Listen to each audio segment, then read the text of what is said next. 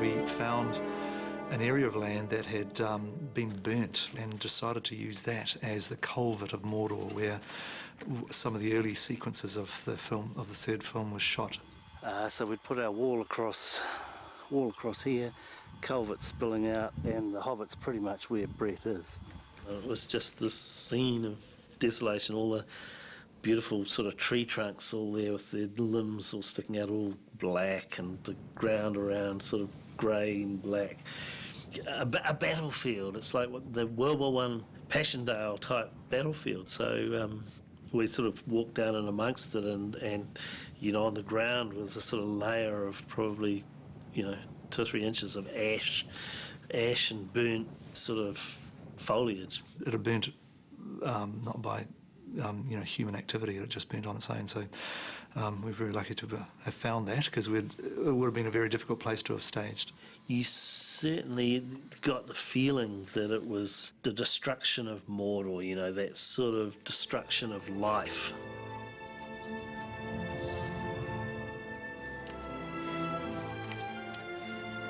The location for the Fallen King that Sam and Frodo come across, that was shot in this amazing place called Makara, which is basically towards the southern coast outside of Wellington.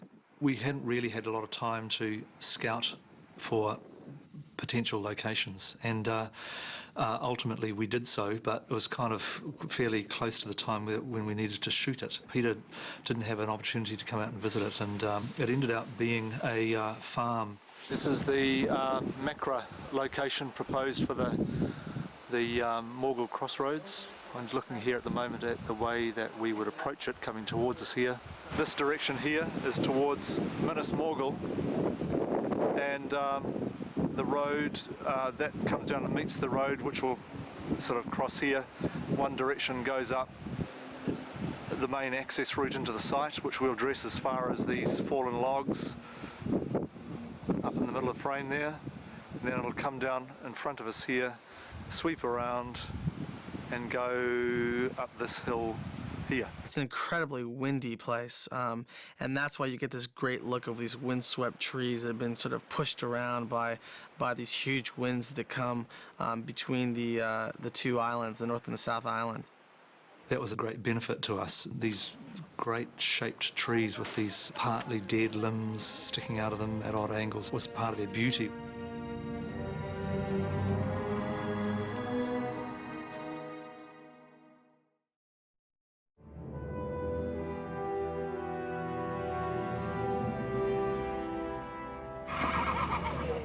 The Dunharrow encampment itself was shot in this beautiful location on the opposite side from Queenstown on Lake Wakatipu. And the place we filmed was 3/4 around that lake in a place called Greenstone.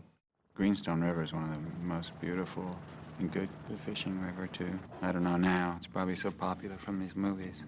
Possible Dunharrow establishing at night. Army way down below there. It was a 2-hour drive from Queenstown, and a lot of it was over windy gravel road, and in some places only 1 lane. So it was logistically a very difficult location to get to, particularly given that they wanted 200 horses and riders out there. And I know there was a lot of discussion about trying to find a more logistical friendly location. But we did look around a lot of places for the Dunharrow camp, but we never found anywhere as good as the Greenstone that had a field and it had trees, and it was just a perfect layout. The Dunharrow Plateau, we actually filmed it at a little quarry in Mount Victoria in Wellington. Peter's original concept was that we would shoot half the camp like a split screen and then move it over and then shoot the other half. That was filmed just around the bay from where I was living in Wellington. It was a disused quarry that had sort of grassed over and was part of the town belt, which is sort of park area in the middle of town. A lot of the shots that we filmed of the Dunharrow Plateau were done there. There was enough room to put, about 8 tents on there, space in between, and have this rocky kind of, foliage behind it.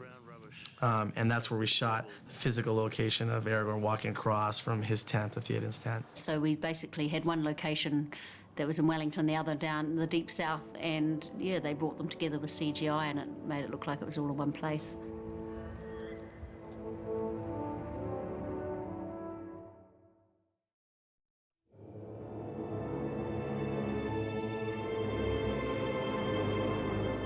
When we came to Lord of the Rings, we were thinking about where we could shoot the approach to the Paths of the Dead through the Drummerberg mountain range. Actually, that's bad in here, really. It's not too bad. It's a possibility we should think about for the Dimholt Road. We looked around, but we couldn't find anywhere else. And I remembered the pinnacles. The Patangirua Pinnacles. That's a really amazing formation of rocks and shingle just on the south coast of the Wairarapa, just out of Wellington. My parents took me there when I was a kid. I'd been to the Pinnacles 2 or 3 times, I mean, ever since my childhood. We flew by helicopter from Wellington across the bays to these very fine peaks. It was an incredible location. It's this very eroded valley with this kind of limestone rock formations where it's just eroded away and left these incredible fingers of stone pointing up into the sky. A lot of it looks a lot like the Badlands in South Dakota, just sort of a seemingly lifeless place. Perfect for the Paths of the Dead, just this very forbidding, harsh environment. It was a great spot to do the Dimholt Road, which leads to the Path of the Dead, because it has these incredibly steep, narrow sort of crevices. This is, I think, Dimholt Road, the best one we've seen, which is quite broad. Getting tighter and tighter all the time. There is an issue to do with probably a hard hat area in a way, because stones fall. You had to be careful when you went into narrow caverns, because it is so unstable that, you know, a huge rock could fall from a height and do you damage. Each one of us there would look around and you had a sense of it being quite a special geographical place.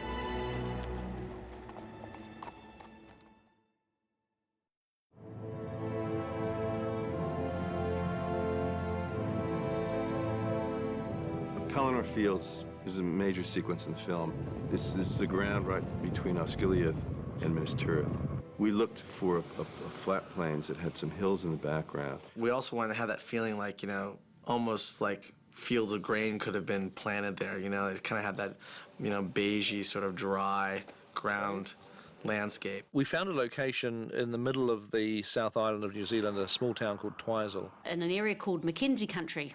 A lot of Scottish people live there. It's the original settlers there were Scottish, and Mackenzie being a colourful character that the area is sort of named after from the 19th century.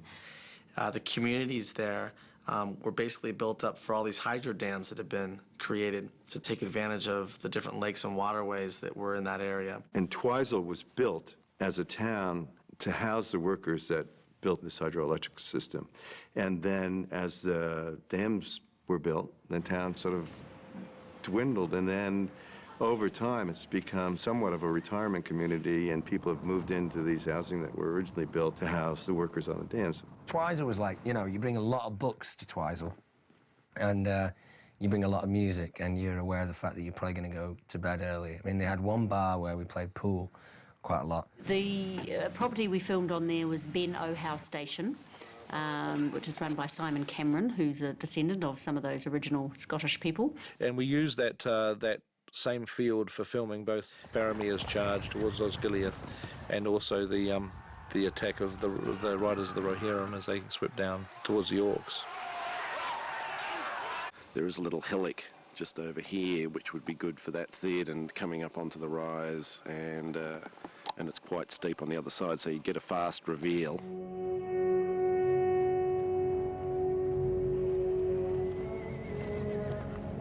It's a very bleak, in the middle of nowhere, snow-capped mountains completely surrounding it. Stunningly beautiful. It's rolling tussock land. Twizel's a gorgeous place. It's absolutely stunning.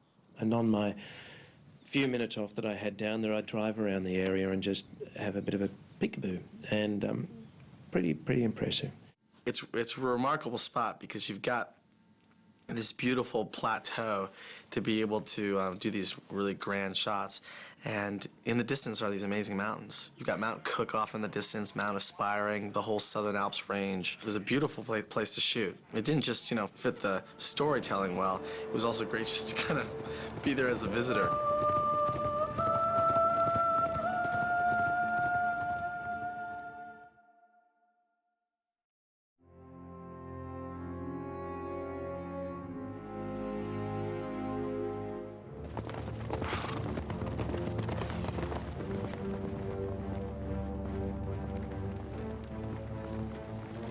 The Blackgates were on around the other side of Ruapeo, off Desert Road, in a place called the Rangipo Desert. We location scouted all around New Zealand for this location, which was a very particular look outside the Black Gates. I guess the purpose of this recce is to nail down a position for where these soldiers would be and where Aragorn, just know whereabouts we're going to shoot. Yes. And nail down a position for the Black Gates. It's this area that is unlike any other part of New Zealand, really. It looks like New Mexico or something.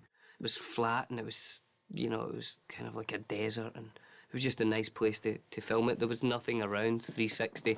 So we're basically looking for a sort of a bit of raised ground in front of a big bit of flat ground with a bit of raised ground that we can park some soldiers on. The only place we could find that was expansive enough and had the right terrain was a piece of the military training area near Mount Ruapehu in the central North Island. And in fact, within this whole military training area, which is 20 or 30 miles in circumference, there was only one place in the middle of that was really suitable with the featureless flat sands, and we looked around there with the army and we said, look, this is perfect.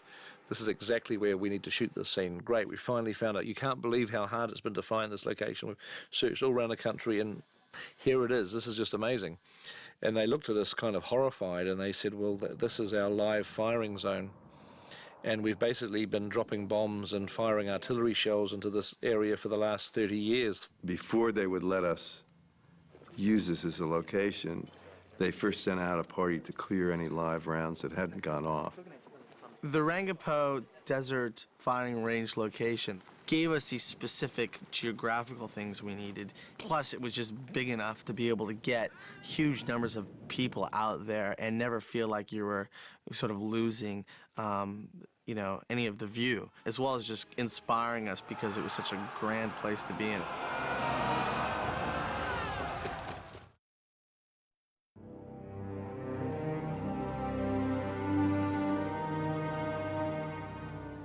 The locations that we used for Return of the King for Mordor were pretty much the same locations, certainly the same geographical area in New Zealand as the Emyn landscapes for Two Towers.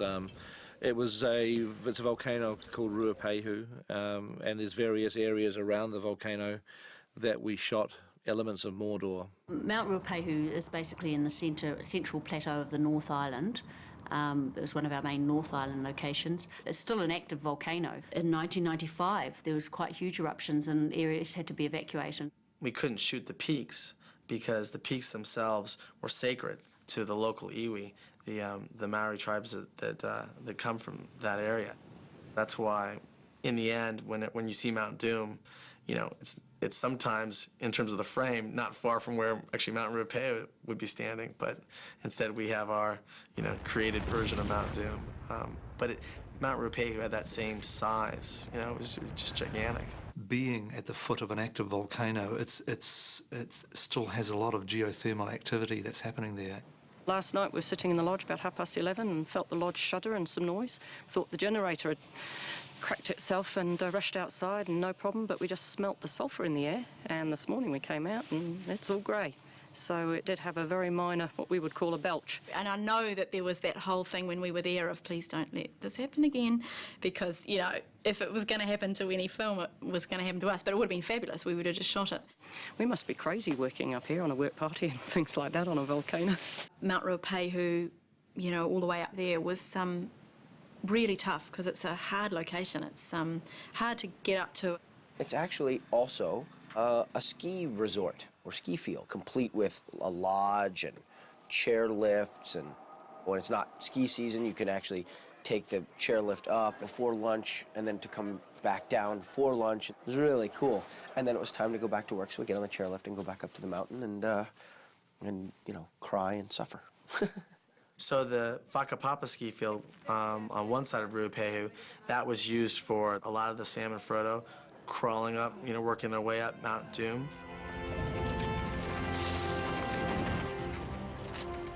Then on the other side of the mountain, there's a place called Takino, another ski area, much more rugged, isolated, basic, less refined area, really high up on the mountain towards the cone of the volcano.